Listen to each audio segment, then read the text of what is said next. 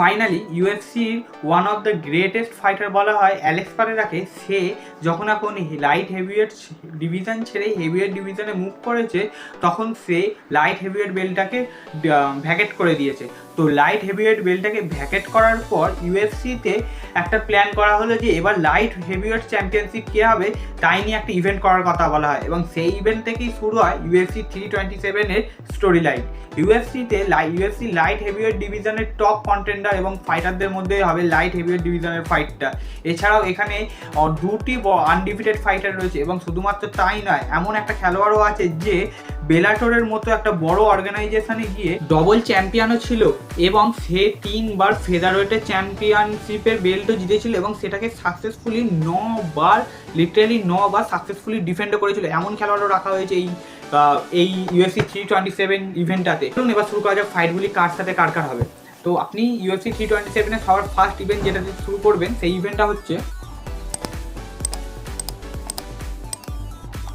First যে ফাইটটা আপনারা দেখতে পারেন সেটা হচ্ছে ইউএফসি প্রিলিমিনারি কার্ডের ম্যাথিউস গ্যামরড ভার্সেস ইস্টার্ন রিভক্সের। এবার এখানে গ্যামরডের আমার মনে হয় যে এই ফাইটটি দেখুন যারা ইউএফসিকে মানে হার্ডকোর ফ্যান, তারা একমাত্র তাদের জন্যই, কারণ এগুলো নর্মালি খুব একটা এন্টারটেনিং ফাইট নয়। তবে আমি বলতে পারি যে Gamrot UFC one of the hungry contender, এবং সে ইউএফসি বড় বড় ফাইটারদের সাথে ফাইট করেছে এবং তাদেরকে হারিয়েছে। আরমান শাহরুখের মতো সে ফাইটারদেরকে হারিয়েছে, এবং সে ড্যান হুকার, চার্লস অলিভেরাদের মতো খেলোয়াড়দের সাথেও সে ফাইট করেছে। রাফেল ডস অ্যাঞ্জোস, বেনিল ডারিউস, রাফেল ফিজিবের মতো ফাইট। সে লেটেস্ট ফাইটেই সে চার্লস অলিভেরার কাছে লস নেয়, ওই জন্যই সে এখন এই ফাইটটি করছে, কারণ সে যদি এই ফাইটটা জিততো তাহলে সে এতক্ষণে টাইটেল শট পেয়ে যেত বা কনফার্ম হয়ে যেত। তো এই ফাইটটা যদি প্রেডিকশন চান তো আমি বলবো অবভিয়াসলি চোখ বন্ধ করে গ্যামরডই জিতবে। তারপর নেক্সট ফাইট চলে যাচ্ছে ইউএফসি ওয়াল্টারওয়েট ডিভিশনে Kevin Holland versus Randy Brown. এবার কেভিন হল্যান্ডের কথা যদি বলি, কেভিন হল্যান্ড ইউএফসির সে বহুত বড় দিগ্গজ ফাইটারদের সাথে সে খেলেছে, যেমন তাদের মধ্যে হচ্ছে Khamzat Chimaev, Reinier de Ridder, তারপর Michael Venom Page, Stephen Thompson, Jack Della Maddalena, তারপর আর কি আছে ড্যানিয়েল রড্রিগেজ। তো আমার মনে হয় যে ইউএফসিতে কেভিন হল্যান্ডের স্ট্যাটস খুবই একটি আন্ডাররেটেড, বাট সেই ফাইটটাতে র্যান্ডি ব্রাউনকে হারিয়ে সেও সবার চোখে চলে আসবে। র্যান্ডি ব্রাউন ইউএফসি বড় ফাইটারদের সাথে খেলেছে, বাট সে কেভিন হল্যান্ডের মতো অত টপ কন্টেন্ডারের সাথে একবার ফাইট, তো এরা কেভিন হল্যান্ডই জিতবে আমার প্রেডিকশন যেটা। তারপর আমরা যাবো প্রিলিম কার্ডের মেন ফাইটে, প্যাট্রিকো পিটবুল ভার্সেস অ্যারন পিকো। তো আমি আপনাদের জন্য বলে রাখি, এটা ফেদারওয়েট ডিভিশনের ফাইটটা হবে। তো ইউএফসির আগে বেলাটরে একটা যথেষ্ট বড় স্ট্যাটস বানায়, এবং লিটারেলি তার খুবই ইমপ্রেসিভ স্ট্যাটস।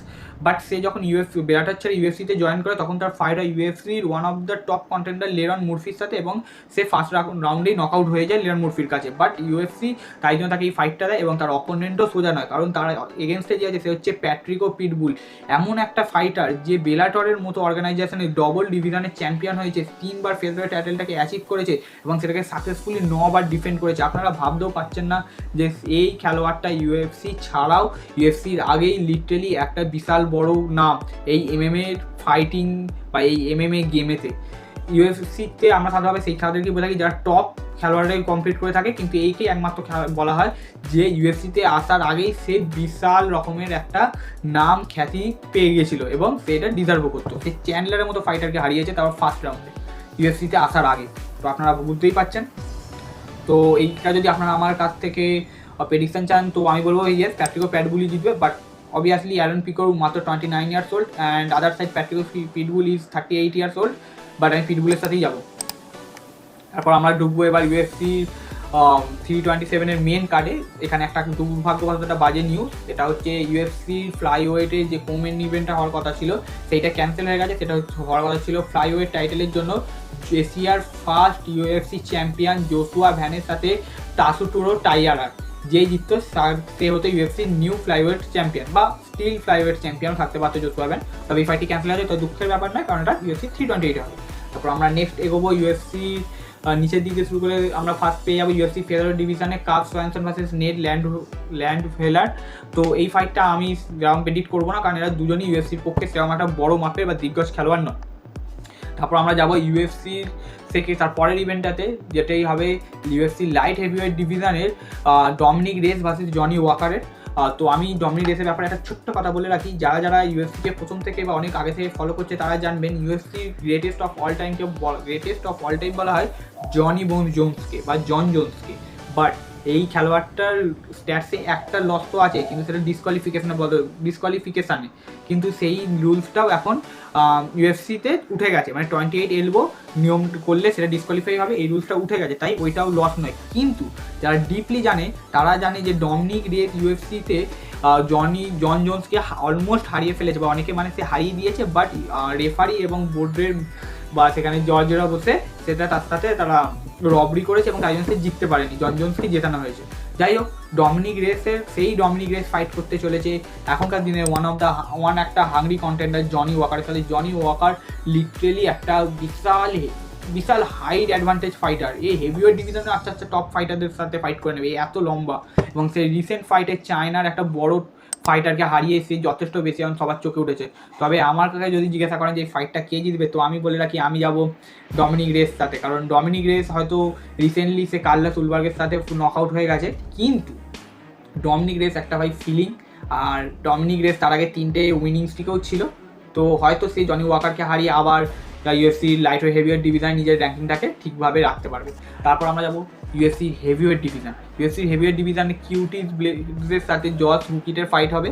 তো কিউটিস ব্লেডসের ব্যাপারে আমি আপনাদের বলে রাখি, ব্লেডস ইউএফসি হেভিওয়েট লেজেন্ডদের মধ্যে একে ধরা হয়, কারণ এই স্ট্যাটসে বিশাল বড় বড় খেলোয়াড়রা আছে, যেমন ফ্রান্সিস এনগানুর সাথে সে 2বার ফাইট করেছে, এছাড়াও মার্ক হান্ট, আলিস্টার অভরিন এবং সামিল জুনিয়র ডস স্যান্টোস, আলেকজান্ডার ভলকভের মতো খেলোয়াড়কে সে হারিয়েছে। এইবার এখানেই সে নয়, সে টম অ্যাসপিনালকেও হারিয়েছে, এবং সে সের্গাই পাভলোভিচ, জ্যালটন আলমিডাকে হারিয়েছে, তারপর সের্গাই পাভলোভিচ এবং আলেকজান্ডার ভলকভের মতো খেলোয়াড়ের সাথেও সে লড়েছে এবং বেশ কিছু খেলোয়াড়কে হারিয়েছে, তাই জন্য তাকে লেজেন্ডসদের মধ্যে তুলনা করা হয়। সেই কিউটিস ব্লেডস ফাইট করতে চাইছে জোস হুকিটের এগেনস্টে। জোস হুকিট এখন যার এমএমএ স্ট্যাটস হচ্ছে 8-0, মানে সে একটা আনডিফিটেড ফাইটার, এবং সে তার লাইফের 8টা ফাইটে 8টাই জিতেছে, এবং 7খানা ফাইট সে ফার্স্ট রাউন্ডেই লিটারালি ফিনিশ করে দিয়েছে। তো এরকম একটা হাংরি অল্প বয়সী কন্টেন্ডারের সাথে একটা লেজেন্ডসের ফাইট, এটা আপনারা দেখতে ভুলবেন না। আমার যদি ওপিনিয়ন চান আমি বলবো আমি ব্লেডসের দিকেই যাবো। ব্লেডস যদিও সে এখন 35 ইয়ার্স ওল্ড, বাট ব্লেডস হয়তো তার এক্সপিরিয়েন্স দেখাবে এবং এই ম্যাচে হয়তো সে কিছু না কিছু করেই ফেলবে। তারপর আসছে আমরা ইউএফসির কোমেন ইভেন্টে লাইট হেভিওয়েট ডিভিশনে আরেকটা বড় ফাইট, যেখানে আজমাদ মুরজাকন লড়তে চলেছে ইউএফসির ওয়ান অফ দ্য বেস্ট এবং বেস্ট অ্যাথলেটিক বডি যার বলা হয় পলো কস্টা, তার সাথে। যারা ইউএফসিতে প্রথম থেকে দেখে আসে তারা বুঝবে পলো কস্টা সেই time Israel Adesanya, Yoel রোমিরো, Robert বিটেকারের সাথে ফাইটের টাইমে সে কীরকম ওরা মেনটেন করতো। যাই হোক, সে পলো কস্টা হচ্ছে মিডল ওয়েট ডিভিশনের ফাইটার, এবং সে মিডল ওয়েট ডিভিশন ছেড়ে সে লাইট হেভিওয়েট ডিভিশনে মুভ করেছে, এবং সেখানে সে ডাইরেক্টলি ফাইট করছে একটা বিস্টের সাথে যার 36 বছর বয়স, 16-0 আনডিফিটেড স্ট্রিক, এবং শুধুমাত্র তাই না, সে 16টা ফাইটের মধ্যে 13টা ফাইট ফিনিশ করেছে, এবং মোস্ট অফ দ্য ফিনিশেস এসেছে ফার্স্ট রাউন্ডে। এরকম ভয়ানক একটা ফাইটারের সাথে সে ফাইট করতে চলেছে। কিন্তু পলো কস্টাকেও আমরা সবাই জানি সে আর এখন 34 বছর বয়স হয়ে যেতে পারে, বাট সে বিশাল বড় বড় খেলোয়াড়দের সাথে খেলেছে, যেমন Sean Strickland, Robert Whittaker, Marvin Vettori, Israel Adesanya, Yoel Romero, এরকম বড় বড় খেলোয়াড়ের নামে তার প্রোফাইলে ভর্তি আছে। তো দেখা যাক এই ফাইটটা কে যেতে, কিন্তু আমার কথা যদি বলেন তো আমি বলবো পলো কস্টা হয়তো তার প্রাইম টাইম ছেড়ে দিয়েছে, এবং আজমাত হয়তো সে একটু এজের থেকে 2 বছর বড় হলেও সে লাইট হেভিওয়েট ডিভিশনের টপ কন্টেন্ডার হওয়ার তার কাছে সমস্ত কিছুই আছে, পাওয়ার, ওয়েট, হাইট এবং একটা আনডিফিটেড ডমিনেন্স স্ট্রিক, তাই আজমাত হয়তো জিতে যেতে পারে।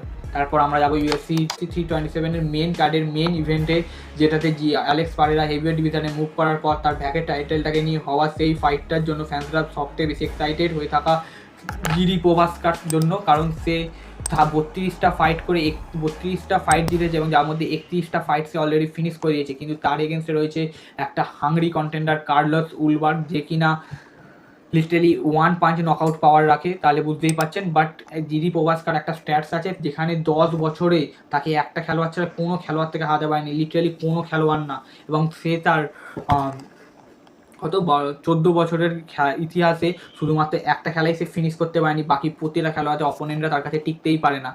সে Khalil Rountree Junior, Jamal Hill, Aleksandar Rakic, Glover Teixeira, Dominick Reyes, Volkan ওজেমিরের মতো বড় ফাইটারদেরকে সে হারিয়েছে, এবং শুধুমাত্র অ্যালেক্স পারেরার কাছেই লস নাও নিয়েছে। অন্যদিকে দেখতে গেলে কার্লোস উলবার্গের স্ট্যাটস ভয়ানক, কারণ সে 14-1 তার স্ট্যাটস, এবং শুধুমাত্র তাই না, সে এখন রিসেন্টলি 9টা ফাইটিং উইনিং স্ট্রিকে আছে এবং সে ভলকানো ওজেমি, জ্যান ব্লেউইচের মতো ফাইটারকে তো হারিয়েছে এবং লিটারেলি তা আগের ম্যাচেই সে ডমিনিক রেসকে নক আউট করেছে এবং সে যদি হেরে যেত তাহলে আজ তার জায়গায় খেলতো ডমিনিক রেস। তবে দেখা যাক কার্লোস উলবাস তাকে ফার্স্ট রাউন্ডে ডমিনেট একটা নক আউট করে সে নিজের জায়গা পুক্ত করে নিয়েছে। তবে এই ফাইটটা আমার মনে হয় one of the entertaining fight হতে চলেছে। তো আমি এটাই বলবো এই ফাইটটা মেবি জিডি প্রভাসকা জিতে যাবে, কারণ জিডি প্রভাসকা লিটারেলি একটা কিলার বা প্রিডিয়েটার। তবে এইগুলো ছাড়াও আপনি একটা ফাইট দেখতে চান তো দেখতে পারেন, এটা একদম হার্ডকোর ফ্যান্সদের জন্য, নইলে আমি আপনাদের রেফার করবো না। সেটা হচ্ছে UFC 327 আর্লি ফিল্মসে হবে একটা খেলা কেভিন গ্যাস্টেলামের সাথে লুকের। তো ইসরায়েল আন্ডারসানের সাথে ফাইটটাকে হল অফ ফেম এর ফাইট হিসেবে অফিসিয়ালি ঘোষণা করাও হয়েছিল। এই ফাইটটা যা যে তারা কেভিনের ফ্যান হয়ে গেছে লাইক মি, তো আপনারা মেবি এই ফাইটটা দেখতে পারেন, এটা খুবই ভালো একটা ফাইট হতে পারে। বাট সে এখন তার ছেড়ে দিয়েছে বা তার প্রাইম টাইম ইজ অলরেডি গন, তো তাই জন্য সে এখন আর্লি ফিল্মস খেলছে। এবার এটা আপনার উপর, আপনারা দেখতেও পারেন নাও পারেন। চলুন দেখা হচ্ছে নেক্সট ভিডিওতে।